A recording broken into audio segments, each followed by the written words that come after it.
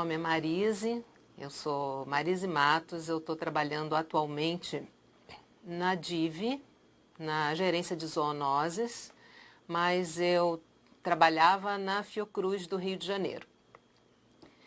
E estou aqui hoje para conversar com vocês sobre a ameaça da febre amarela em Santa Catarina. Esse título parece um pouco demais, não é? Mas para quem trabalha com vigilância, qualquer indício, qualquer mínima possibilidade que seja da aproximação de uma doença, como a febre amarela, que é uma doença tão grave, faz com que a gente se coloque num estado de alerta e de atenção para que a gente seja capaz de atuar o mais brevemente possível. Então, por isso, o título dessa palestra, A Ameaça da Febre Amarela. Bom, qual a importância da febre amarela? Primeiro, é uma doença com um potencial altíssimo de gravidade, com uma capacidade enorme de levar ao óbito, uma doença que não tem tratamento específico, uma vez que ela se instala, o desfecho é um desfecho que a gente não conhece, tanto o paciente pode evoluir bem como ele pode evoluir para a forma grave, e o percentual de pessoas que vêm a óbito depois que evolui para uma forma grave pode chegar a 50%. Ou seja, de cada 2 que evoluem para a forma grave, 1 vem a óbito e a gente não tem nada para fazer. Esses são os aspectos desagradáveis, ruins, vamos dizer assim, da febre amarela, né? Além do mais, ela pode ser transmitida pelo mesmo mosquito que transmite a dengue, isso praticamente todo mundo já sabe, né? Que é o Aedes aegypti, que está em área urbana. Então, a ocorrência de febre amarela silvestre no país, chegando perto de grandes áreas urbanas, traz uma grande preocupação, porque nós temos vários municípios com focos de Aedes aegypti. Só aqui em Santa Catarina são um pouco mais de 100 municípios, 131 que têm focos de Aedes aegypti. Então nós temos realmente que tomar cuidado. A única boa notícia que a gente tem em relação à febre amarela é que, apesar de tudo isso, essa doença pode ser evitada com uma dose de vacina. Então, uma doença que mata, você tomar uma dose de vacina e ficar protegido dela para o resto da sua vida, é uma grande vantagem. Não tem outra condição clínica infecciosa que você proteja dessa maneira. Bom, vamos então ver aos pouquinhos algumas particularidades da febre amarela e por que ela está chegando até nós. Bom, primeiro, a febre amarela é uma arbovirose, né, como a dengue, por exemplo, e esse nome arbovirose, ele vem de vírus transmitidos por artrópodos, quer dizer, artrópode dá o pedacinho AR, né, borne, bó, vírus. Então, ela é arbovirose. Então, todos os vírus que são transmitidos por artrópodes, mosquito, carrapato, outros artrópodes, flebótomos, por exemplo, eles são considerados arboviroses. E ela tem 2 perfis de transmissão, o perfil silvestre e o perfil urbano. O vírus tem a grande vantagem de ser um vírus geneticamente estável, então a vacina continua valendo, né, por muito tempo. É diferente do vírus HIV, por exemplo, que tem uma alta mutagenicidade e é difícil de você controlar, inclusive com tratamentos antirretrovirais. O vírus da febre amarela é tranquilo nesse aspecto. Outro dado conceitual que é importante a gente saber é que o vírus permanece na natureza dentro dos mosquitos. São os mosquitos transmissores que são os verdadeiros reservatórios, porque eles perpetuam o vírus transmitindo ele de uma prole para outra. Não são os macacos. Os macacos não fazem isso. Os macacos como nós, primatas como nós, né, eles adoecem muito mais rápido e acabam servindo como sinalizadores da presença do vírus. Outro dado importante para nós que trabalhamos, que temos que levantar a suspeita clínica, que trabalhamos com a vigilância e o controle, é a sazonalidade. Então, os casos aumentam de dezembro a maio e, portanto, o período de observação da febre amarela, ele vai de julho do ano anterior a junho do ano corrente. Então, nosso período de vigilância atual, ele conta a partir de junho de 2018 até julho de 2019. O ciclo de transmissão, então. Bom, como eu falei antes, nós temos um ciclo de transmissão silvestre e um ciclo de transmissão urbano. O que significa isso? Às vezes a gente fica com a impressão de que o silvestre está só lá no meio da mata e o urbano está só na cidade. Mas, na verdade, tem uma certa conjunção, quer dizer, tem uma certa interseção entre esses dois ciclos, qual seja a borda da mata com a proximidade da cidade ou restos de mata que muitas vezes são preservados dentro da cidade. Ah, mas se aquele parque estadual está dentro da cidade, então a transmissão é urbana. Não. O que caracteriza a transmissão silvestre, a transmissão urbana, é em que hospedeiro o vírus está circulando, se é em macaco, primata não humano ou humano, e qual o tipo de vetor que está transmitindo o vírus. Então, no ciclo silvestre, o vírus é transmitido por mosquitos dos gêneros hemagogos e gêneros sabetes, sendo o hemagogos o mais importante, algumas espécies são importantes, e entre os mosquitos picam o macaco, como a gente pode observar ali no slide, na oval tingida de verde. Então, os mosquitos que têm o vírus, eles picam os macacos rapidamente se infectam, fazem uma alta viremia, quer dizer, circula uma grande quantidade de partículas virais no sangue do macaco. A fêmea do mosquito pica novamente, torna a se infectar e o ciclo se perpetua assim. Essa fêmea, ao colocar os ovinhos, ela coloca os ovos já contendo o vírus da febre amarela. E quando nasce um outro mosquitinho, quando eclode esses ovos, então nós vamos ter um mosquito já infectado com o vírus da febre amarela. Como que o homem pega a febre amarela silvestre? O homem pega porque ele se desloca, ele entra na mata, né? Na beirada da mata, ele vai acampar, ele vai colher frutos na mata e vai às vezes até desmatar, né? E nessa hora é a hora que o mosquito pica o ser humano e transmite o vírus da febre amarela. Se essa pessoa não, logicamente, se ela não mora lá dentro da mata, ela vai adoecer quando ela sair de lá e vai para a cidade, né? Nesse momento é o risco, porque se essa pessoa infectada for para a cidade, para um lugar onde está infestado de Aedes aegypti e ela for picada pelo Aedes aegypti, esse mosquito pode se infectar com o vírus da febre amarela e aí sim começa o ciclo urbano.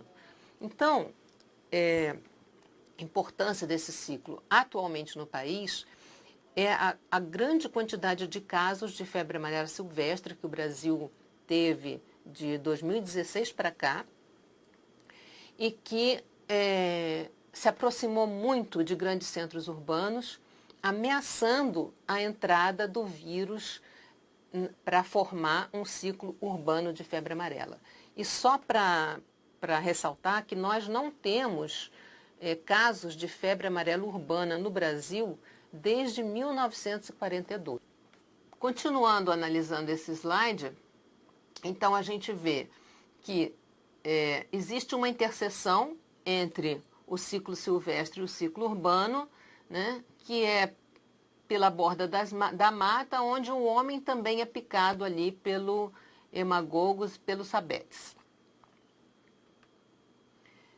Então, mais uma vez, só para a gente ilustrar como que é feita essa transmissão, a urbanização da febre amarela, a gente vê nesse esqueminha, à esquerda do slide, duas figuras humanas em uma casinha e à direita um rabisco representando a floresta.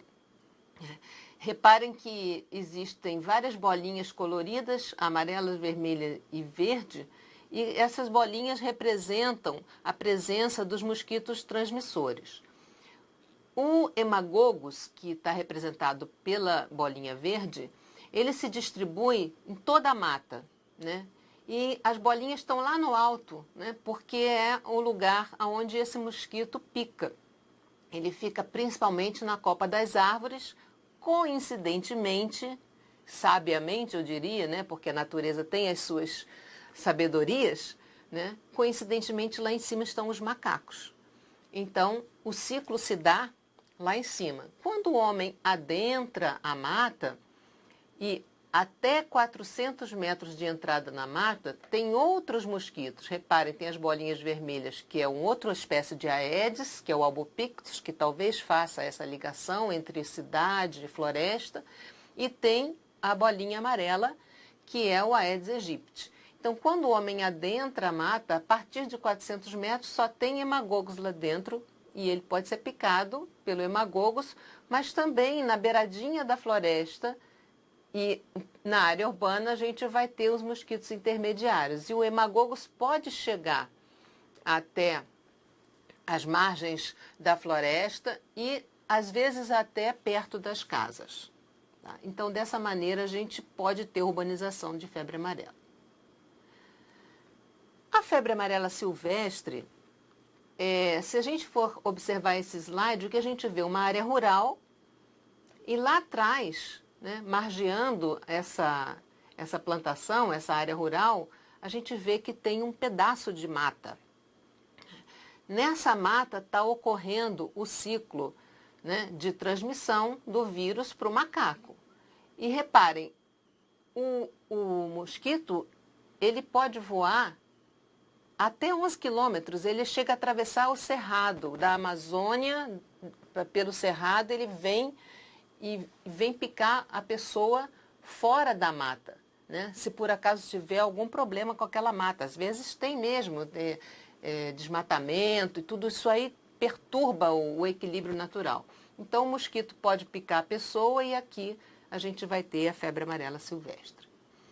Bom, o vírus da febre amarela tem um padrão de circulação assim em ondas, né? Em círculos. Então a gente vê nesse mapa que representa os biomas do nosso país, nós vemos que em verde nós temos a Amazônia e aquela linha tracejada de preto, ela vem contornando, vem mostrando como que o vírus veio caminhando e passou pelo Cerrado e foi para o Sudeste, lá para cima, para a Bahia, lá para baixo, isso até 2010.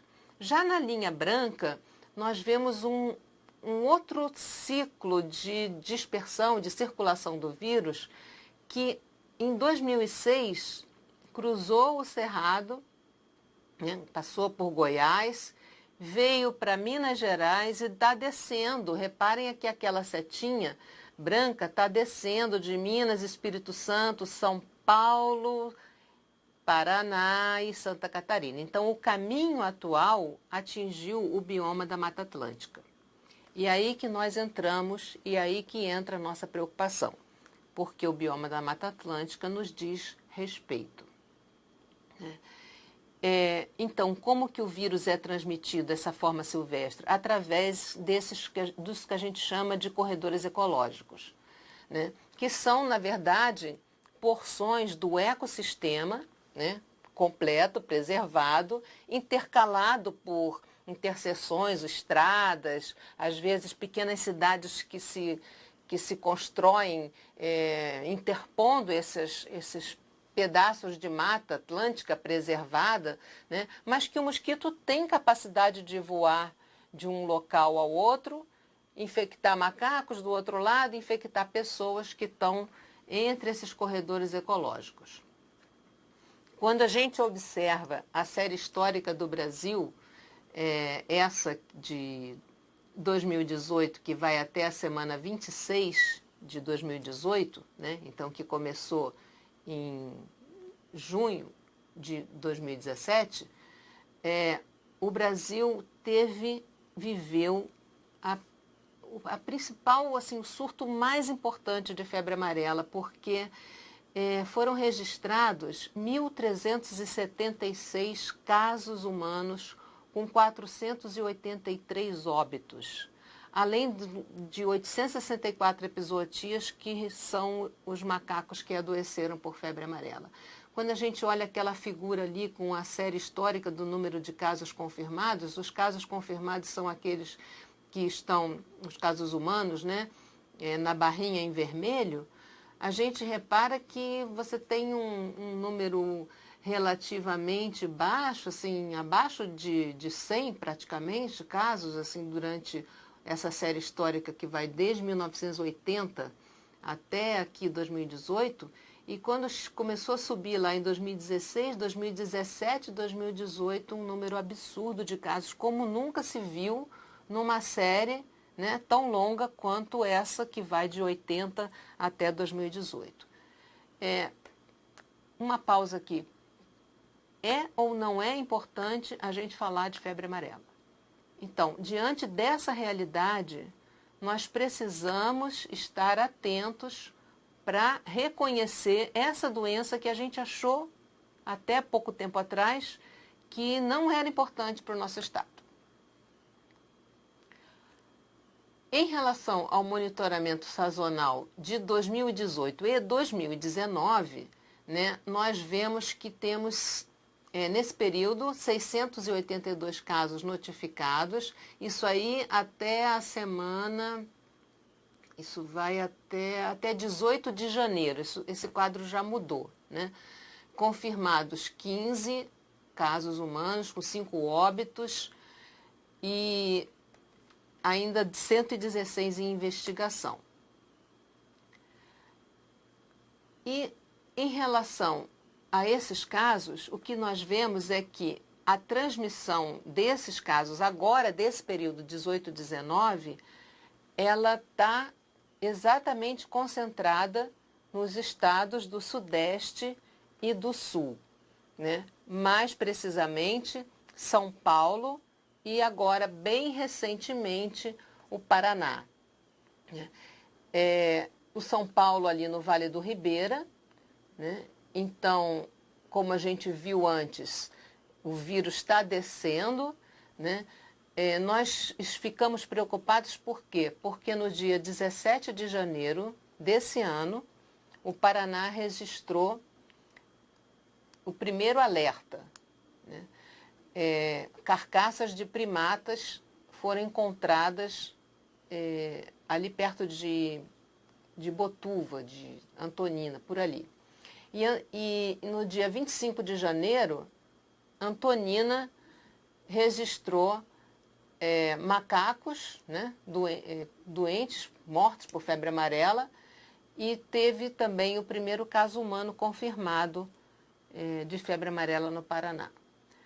Antonina está representada por esse círculo rosa ali, bem aqui embaixo já, né? A gente, conhecendo Santa Catarina, a gente vê que isso está mais ou menos em linha reta a quase 100 quilômetros de Joinville e, portanto, está aí a nossa preocupação.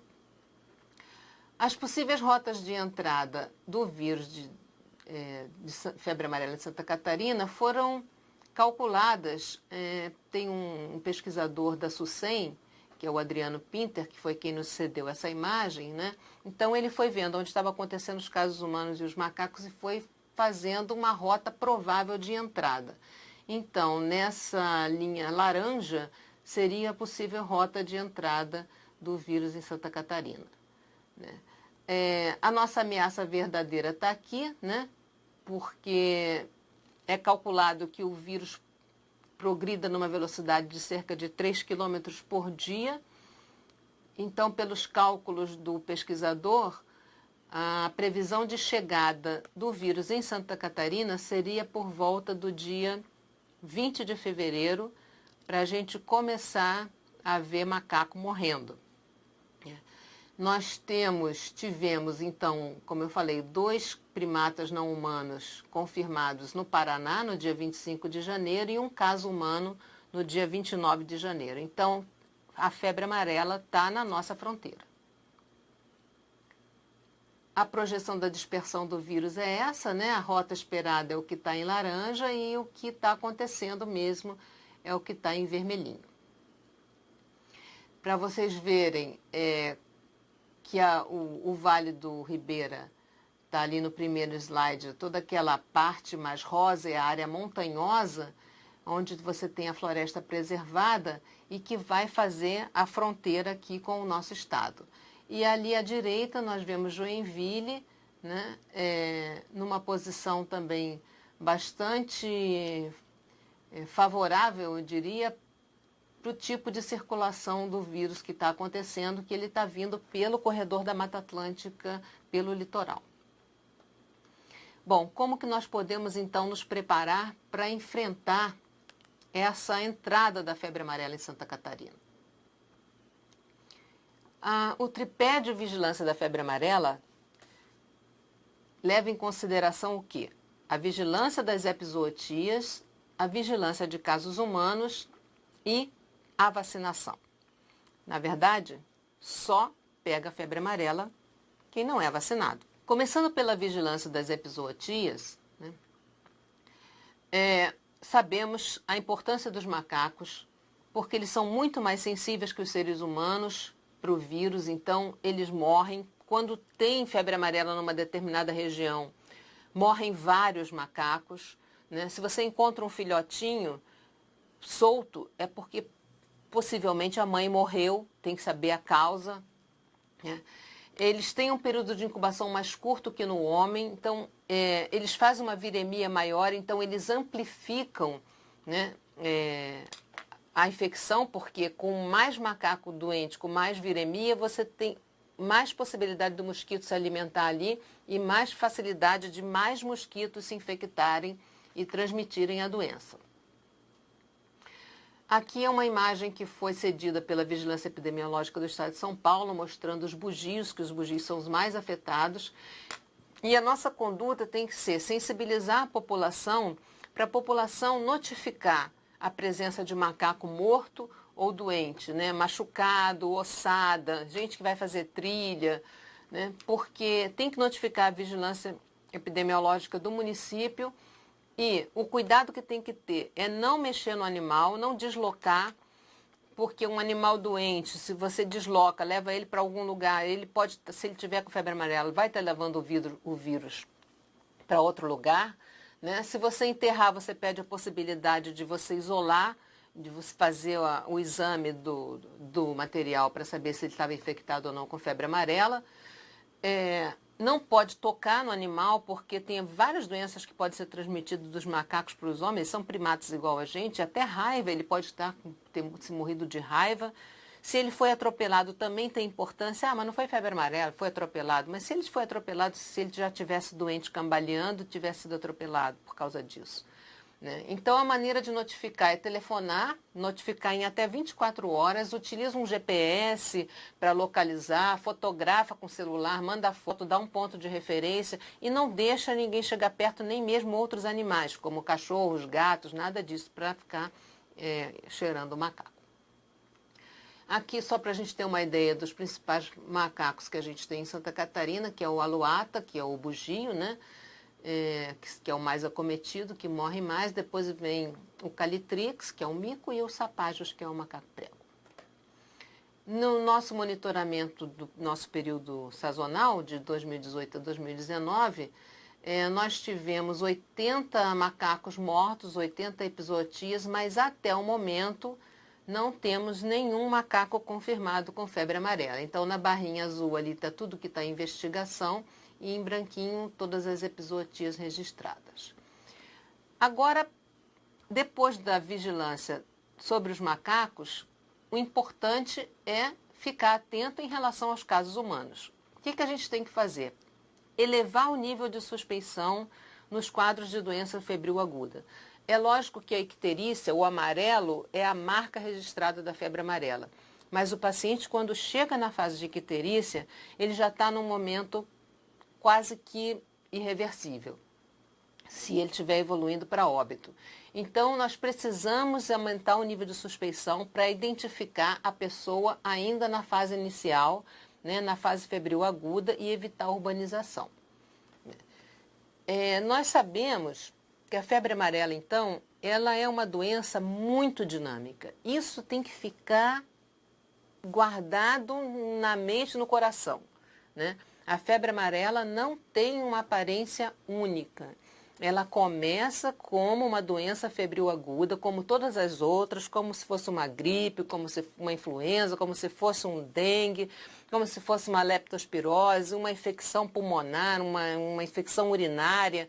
Ela começa com febre, calafrio, dor de cabeça, dor no corpo, uma doença aguda, né? É uma doença que tem 3 fases, quer dizer, começa assim, depois de um período de incubação, quer dizer, não que a pessoa ainda não estivesse com o vírus.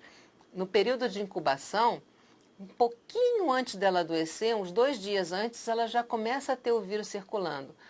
Mas o mosquito pica, né, e demora mais ou menos 3 a 6 dias. A pessoa nem sabe que vai ter febre amarela, então não tem pródromo, não tem nada que indique isso, ela já foi picada. 3 a 6 dias depois é que começa o vírus a circular e vem todos esses sintomas de doença febril aguda, né?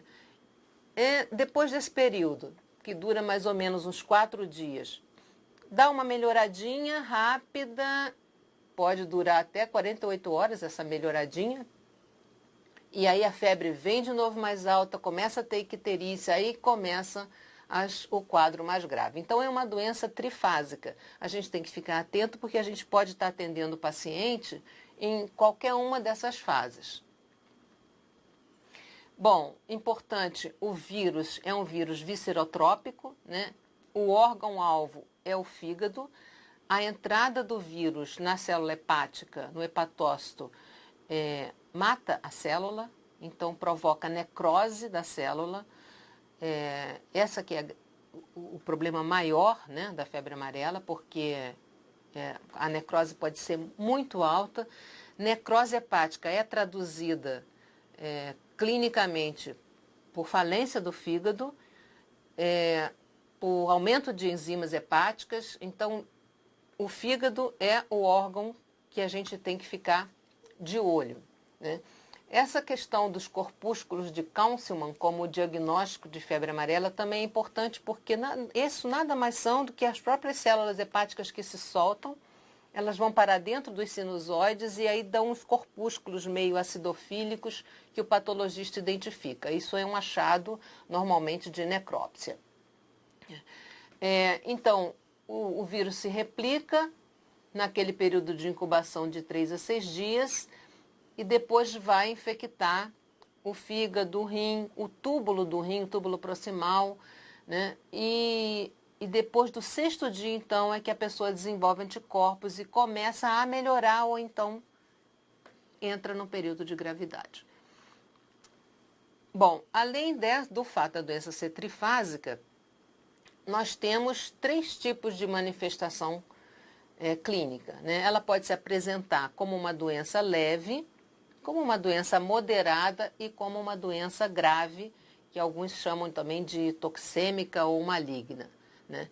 Um dado importante é que, como eu falei antes, a doença é dinâmica e uma forma que começa leve pode terminar grave, gravíssima, né? E uma forma que vai de leve a moderada pode se resolver, né? E as formas graves também se resolvem. A gente viu que não mata 100%, a letalidade chega a 50%.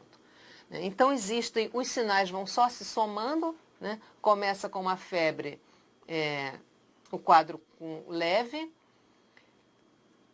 a forma moderada soma-se outros sinais, né? Congestão conjuntival, astenia, icterícia, e na forma grave você tem tudo que tem na moderada e mais a insuficiência renal, a insuficiência hepática, a coagulação intravascular disseminada, a alteração do sensório, e tudo muito rápido, né?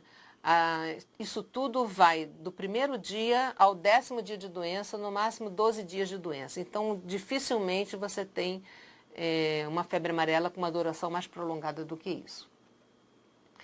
Bom, existe uma correlação clínica e laboratorial entre as fases leve, grave e as alterações laboratoriais, né, que depois vocês podem consultar no nosso guia, né? E como que a gente faz o diagnóstico? Então, em primeiro lugar, levantar a suspeita em qualquer pessoa que seja não vacinada que tenha vindo há 15 dias de uma área endêmica. Considerando que não vacinados são as que nunca receberam a dose de vacina, as pessoas que já receberam a dose de vacina, mas entraram na mata antes de 10 dias do recebimento da dose, então num prazo inferior a 10 dias, tem que esperar 10 dias para a vacina começar a produzir anticorpo de forma efetiva, né? Ou as pessoas que perderam o cartão e não sabem te informar se são vacinadas ou não. Então, adoeceram com aquele, tem perfil de exposição, tem que levantar a suspeita clínica. A sorologia para febre amarela, se for colhida antes do 5º dia de doença, tem que repetir para parear. Depois do 6º, a partir do 6º dia, você já tem anticorpo, então você já consegue fazer o diagnóstico pelo anticorpo. Até o 5º dia é possível isolar o vírus, então não é só o diagnóstico não é só sorológico. E tem que fazer os exames que vão sustentar a tua hipótese.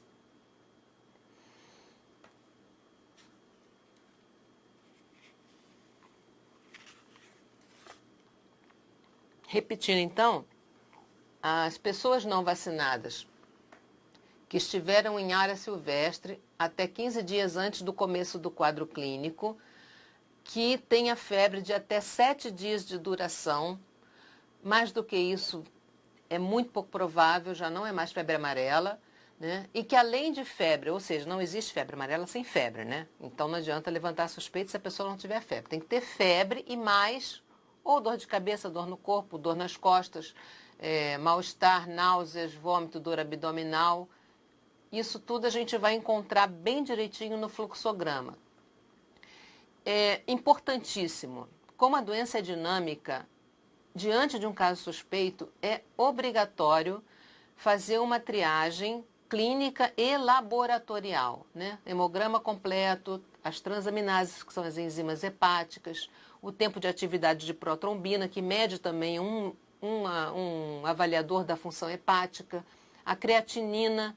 Proteinúria é um dado muito sugestivo de febre amarela, né? Que e quando está presente é um sinal de gravidade. E procurar, né? Depois que você atendeu o paciente, suspeitou de febre amarela, se enquadrou na definição, faz os exames e classifica. Vê se ele tem algum sinal de gravidade. O que é sinal de gravidade? Icterícia, diminuição do débito urinário, está com alteração do estado mental, tem sangramentos, alguma dificuldade respiratória, olha a perfusão periférica, já está com a perfusão periférica baixa e a transaminase muito alta, esse paciente é indicação de CTI. Encontrou algum, não importa se tenha 1 ou 2, qualquer sinal de gravidade junto com os exames anteriores lá, é indicativo de internação de CTI. Não tem sinal de gravidade, continua com suspeita de febre amarela? Bom, então vamos ver se ele tem algum sinal que seja sinal de alarme, né? Sinal de alerta para que ele possa evoluir para uma forma mais grave. Vômito, diarreia, dor abdominal, tem alguma dessas coisas? Ah, tem. Então, esse paciente tem que ficar internado. Ele não é uma forma leve. Ele pode evoluir mal e eu tenho que examinar ele a cada 4 horas e repetir os exames, tá? A conduta só, antitérmico analgésico, dipirona, não usar paracetamol, porque o paracetamol é hepatotóxico, e fazer uma hidratação, no caso se estiver vomitando venosa, né, com 30 ml por quilo por dia, ou um volume que faça com que ele urine meio ml por quilo por hora. Eu recomendo procurar no site da DIV o fluxograma para o atendimento da febre amarela, né? Porque ali está bem especificado o passo a passo do atendimento. O terceiro pilar é a vacinação. Uma única dose, como a gente já falou no começo, protege para a vida toda. Atualmente, todo o estado de Santa Catarina é área de recomendação de vacina para a febre amarela, né? A vacina está indicada para pessoas de 9 meses de idade até 59 anos de idade. As pessoas que tiverem 60 anos ou mais precisam de uma avaliação médica para saber se elas têm indicação ou não de tomar vacinas. E a vacina é segura, são raríssimos os casos de efeitos adversos graves. A maioria dos casos tem um pouquinho de dor no local da aplicação e é altamente imunogênico, ou seja, protege para a vida toda. Nesse mapa, o que nós vemos, o que está em verde, são os municípios, que têm uma cobertura vacinal superior a 95%, porque eles estão dentro da área de recomendação de vacina. Atualmente, todo o estado é área de recomendação de vacina. Então, onde não tinha recomendação de vacina, a gente está com uma cobertura vacinal muito baixa. Entretanto, desde que Santa Catarina foi considerada área de recomendação de vacina, foi feito todo um trabalho para vacinar todos os municípios e a nossa cobertura vacinal continua muito baixa. Inclusive, tem municípios com cobertura vacinal abaixo de 95% nas áreas com recomendação de vacina. Isso é inconcebível. Nós precisamos ter uma cobertura vacinal maior do que 95% para estarmos protegidos de febre amarela. Existe, então, uma cobertura vacinal em torno de 51% em todo o estado, né? Ainda com um resíduo populacional para ser vacinado de 2.714.000 habitantes. Que estratégias são recomendadas, então? Disponibilizar a vacina em todas as salas de vacina, ampliar o funcionamento, fazer um dia D de vacinação, né? Vacinar fora das unidades, nas empresas, nas escolas, fazer alguma parceria com empresa de turismo, enfim, cada município vai encontrar o caminho para melhorar essa cobertura vacinal. Isso é importante porque a gente sabe que quem adoece de febre amarela é quem não está vacinado, né? E, para encerrar, um print da página do Ministério de Saúde, do portal de saúde do Ministério, que foi de ontem, de 14 de fevereiro, das 9h40, né? O que o Ministério recomenda? Né? Que a população do Sul e do Sudeste deve buscar a vacina. E nessa notícia ele informa 37 casos de febre amarela humana nessas regiões, sendo que só 35 foram em São Paulo, no Vale da Ribeira, 2 casos no Paraná. Hoje a gente já sabe que o Paraná soltou um boletim mostrando, mas parece que 4 casos já confirmados, um estava em investigação, mas não sei direito se confirmou ou não, mas pelo menos 3 casos o Paraná tem confirmados. 2 em Antonina e 1 em Adrianópolis, ou é o inverso, agora não estou lembrando bem. Mas o que a gente sabe é que Paraná tem casos humanos, tem epizootias e o Ministério, então, está recomendando, inclusive nesse texto, que os viajantes, quem vá se dirigir a Santa Catarina, ou ao sul do país, ou ao sudeste, a passeio, que se vacine contra a febre amarela. Nesses 37 casos, foram 9 óbitos, o que é bastante elevado também. Por aqui, então, eu encerro, né, a nossa apresentação. Gostaria de agradecer a toda a equipe da GESOL, da DIV, ao pessoal do Núcleo de Comunicação, a equipe da GEVIM, que é da Gerência de Imunizações, na pessoa da Arielle, que é quem está respondendo por essa parte da vacinação da febre amarela. Muito obrigada, estou à disposição. A Sandra pergunta, é necessário fazer vacina mesmo quem já fez? Daí ela pergunta, quem já fez 2 doses de vacina? Oi, Sandra. Então, não precisa, até você já está com dose sobrando, né?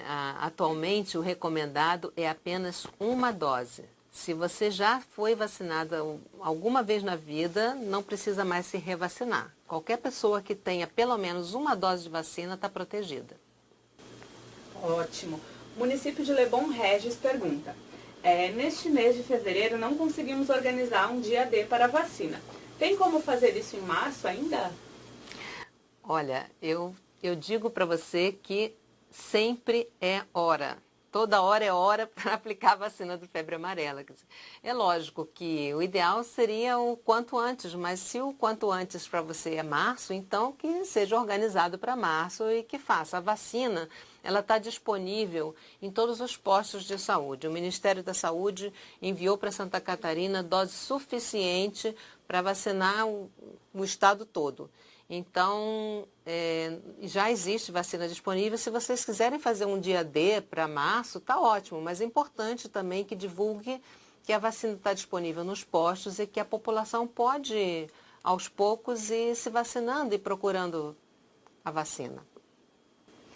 Tá certo. O município de Guaramirim, no caso da captura de algum macaco morto ou ferido, há algum tempo hábil para se fazer essa coleta? Existe algum canal de plantão nos finais de semana? Eles colocam que nos finais de semana é o período em que as pessoas fazem mais trilhas e acampam. Exato. Isso é uma boa pergunta. Capturar o macaco, não, né? Porque o macaco, ele tem que ser apenas localizado e informado. Então, você tem que informar e dar a localização, para que quem vai fazer a investigação é a vigilância epidemiológica do município. Existe sim sobreavisos, né, que ficam justamente para atender essas situações e outras. Nós temos também sobreaviso na Diretoria de Vigilância Epidemiológica, na DIV. Qualquer dúvida, pode também entrar em contato com a DIV. E tem um período de coleta, né? Para você ter tempo hábil para isolamento do vírus, que deve ser no máximo de 8 horas para você poder fazer a coleta dos tecidos, a necrópsia adequada, né? E o envio do material para o LACEN. Certo. Benedito Novo. Por que profissionais de saúde com 60 anos ou mais não podem tomar a vacina? Então, como que é mesmo o nome dele? Benedito Novo, município de Benedito. Olá, então. Não é que eles não possam tomar a vacina, é porque acima dessa faixa etária, e os imunodeprimidos também, aumenta o risco de efeitos adversos graves, inclusive da possibilidade de você ter uma febre amarela pelo vírus da vacina, porque o vírus é um vírus, a vacina da febre amarela, ela é feita com vírus vivo, atenuado. Então, esse vírus não provoca nenhum problema em pessoas imunocompetentes, mas nos imunodeprimidos e alguns idosos também podem ter reações adversas graves. Então, por isso, não é que eles sejam proibidos de receber a vacina. Eles precisam de uma avaliação médica para ter uma ideia do real estado imunológico e do risco que eles correm, porque às vezes o idoso está lá, uma senhorinha que não sai, que não vai para a mata, mora numa cidade tão distante assim, de áreas de mata, a gente não está tendo transmissão urbana, a febre amarela é silvestre, e às vezes não vale a pena correr risco de vacinar uma pessoa nessa situação, sabendo que ela não vai se expor à infecção pelo vírus amarílico. Certo. A Sandra pergunta, né? Esse comunicado para fazer a campanha, ele é só para quem não tem nenhuma, então? Quem ainda não fez? Isso, então, quem ainda não se vacinou, vá, procure e venha se vacinar. Quem já tem alguma dose de vacina, já está protegido, não precisa. Então, pessoal, eu quero agradecer, né, as perguntas que vocês fizeram, agradecer a presença de todo mundo, reforçar a questão da parte clínica, do dinamismo da febre amarela, né? Esse paciente que receber a suspeição de febre amarela, se de fato ele se encaixa no critério de suspeição, ele tem que ser acompanhado de olho o tempo todo. Se ele estiver mais ou menos bem e quiser ir para casa, ele tem que ter condição de voltar rapidamente, de acessar de novo o serviço de saúde. Então, a gente não pode deixar uma pessoa com suspeita de febre amarela, com uma doença tão dinâmica, com potencial de evoluir para a gravidade tão rápido, assim, sozinha. Então, essa é a primeira lembrança.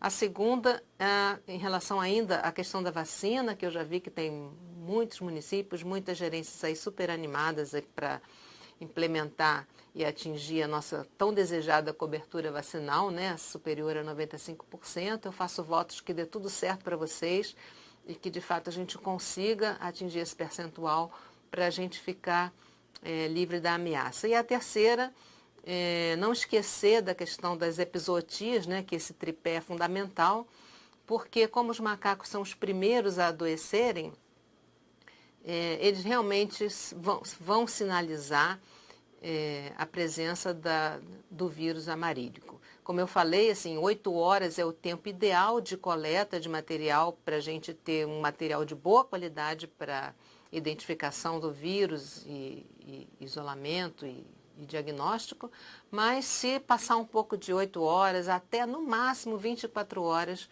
ainda é possível colher material e ter uma coleta oportuna. Tá? Mais uma vez, muito obrigada. Tudo de bom para vocês.